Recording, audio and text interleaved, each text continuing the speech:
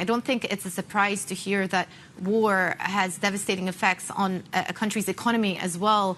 A similar thing happened back in 1973, the Yom Kippur War. And after that, Israel entered into a decade of what economists called a lost decade of growth. So could we be up for a repeat of what happened post the 70s? Yes, hi, good morning. So as you mentioned, this is the most expensive war in Israel's history. And what we're seeing now in light of the October 7th attacks and the fallout that we've seen in other arenas on Israel's northern and southern borders, it is basically agreed upon that Israel will need to raise its permanent defense expenditure over the next decade or so. So as a percentage of GDP, military spending in Israel stood at around 4.5%, just to give you a sense, on the eve of the Gaza war. And this was an all-time low for Israel. And estimates are that now, this year, in 2024, that will double to 9%.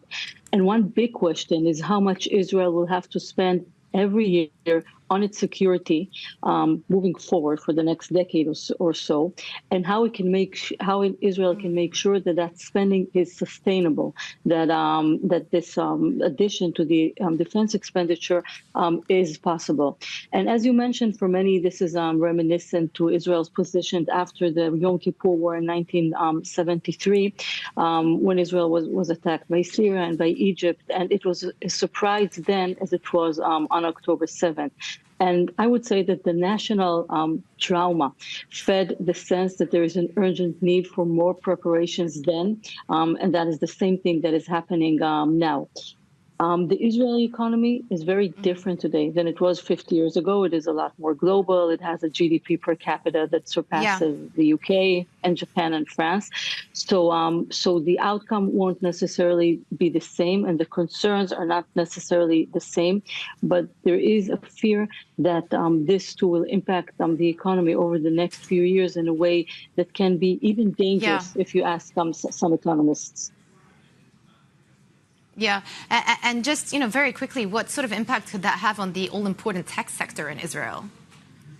Right. So I would say that the main concern, this has to do, of course, also with the high-tech sector, is that the government's fiscal policy is not creating enough growth engines that would allow this excessive spending over the next few years, because you need to provide for security, but you also need to provide for social services. And I think the most major concern is the high-tech, because high-tech is Israel's economic engine.